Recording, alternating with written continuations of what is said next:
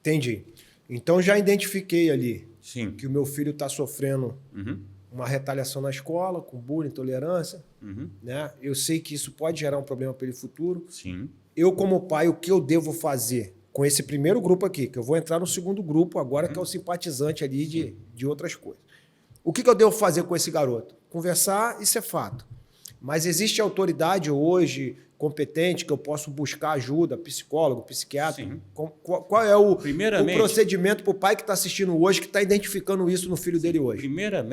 Primeiramente, a figura do pai, a figura da mãe, o psicólogo, acompanhamento psicológico, e ainda obrigações que constam no próprio Estatuto da Criança e Adolescente. Muita coisa está disciplinada ali. Legislação de proteção à criança e adolescente. Então, ali, qualquer coisa que possa acontecer depois de cometimento de um crime, uma infração, é menor, ele está sob a égide do Estatuto. Entendi. Da criança ou adolescente. Não tem como. Não tem como. Então, muitas coisas que vêm acontecendo e ocorrendo, já vi algumas reportagens, ele cometeu, um menor de 16 anos, cometeu lesão corporal, ele feriu outra pessoa, a pena total vai dar 15 anos. Esquece. Ele vai entrar na égide do Estatuto. Ele é apreendido, ele vai sofrer uma sanção socioeducativa em que a pena socioeducativa é, no máximo, 3 anos. Eu dou um exemplo sempre para as pessoas do seguinte. Estamos num ambiente de escola. Temos aí um grupo de 8 menores que fizeram um preparatório de 2 anos e vão atacar uma escola. O grupo A entra nessa escola, ataca e acaba matando um adolescente. O outro grupo mata 7. Qual é a diferença? Entendi. Nenhuma. Todos são menores que atacaram, estão sob a égide do Estatuto. Você acha que a maioridade penal reduzida pode ajudar no combate a essas situações? Talvez sim, em algumas situações, e talvez em outras não. Por que eu te fiz essa pergunta? Assim, a questão da pena de morte também, que sempre resgata essa questão. Por que eu te fiz a pergunta da maioridade penal? Eu vi canais de comunicação, de imprensa, praticamente romantizando um ato tão cruel de um desses criminosos, por ser menor de idade. Tipo assim, ele sofria bullying, ele sofria isso, mas em nenhum momento atribuiu a responsabilidade dos atos a ele. Sim. Entendeu? Você não acha que o menor hoje, de 16 anos de idade, de 15, vou botar de 15 anos para cima, ele não tem capacidade de responder pelos seus atos nessa situação? Hoje, o psicológico dele, mentalmente, acredito que sim. Hoje um garoto de 15 anos, às vezes, já sabe dirigir já. Já sabe dirigir. Mas, porém, nas minhas pesquisas no material vasto, já foi detectado crianças de 13 anos. 13 anos eu acredito que ainda precisa do psicológico ali, do psicólogo, já é uma parada já mais sinistra. Mas eu acredito que acima de 15 anos já é mais complicado. Olha, os Estados Unidos, por exemplo, em janeiro desse ano, um garotinho atirou na sua professora, no estado da Virgínia, nos Estados Unidos, em janeiro agora. Sabe qual era a idade do garoto? 6 anos de idade. E logo após, a sua irmã, que já mexe com as redes sociais, ameaçou atacar uma sala de aula. 6 aninhos.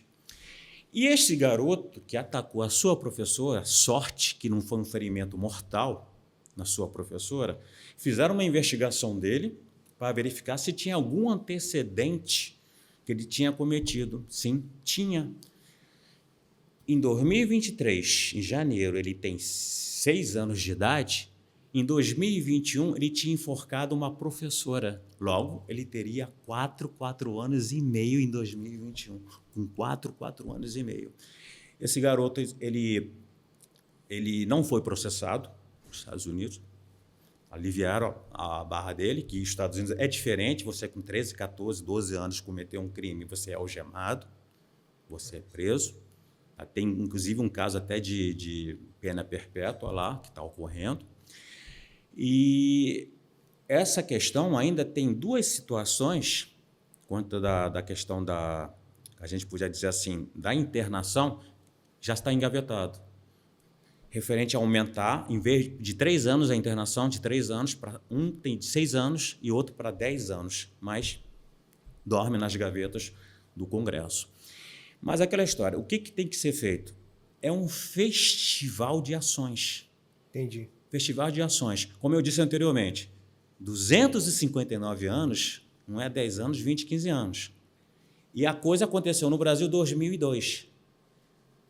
Que, infelizmente, deixam muita coisa correr.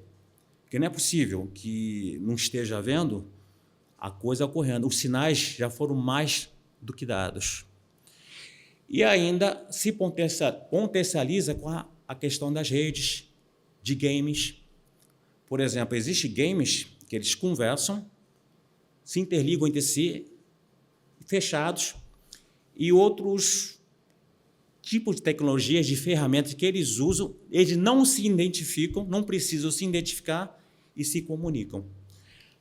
A Deep Web, que é muito falado, a Dark Web, quem já tem mais um nível um pouco maior, eles têm grupos específicos dentro, se comunicam com isso, marcam encontros e muitas vezes ainda tem um problema que potencializa esse problema, que a gente chama de copycat. O que seria o copycat? Ele significa imitação. Eu faço parte de um grupo e eu adoro, venero os atacantes, os atiradores de massacres passados. Columbine, por exemplo, constantemente é citado.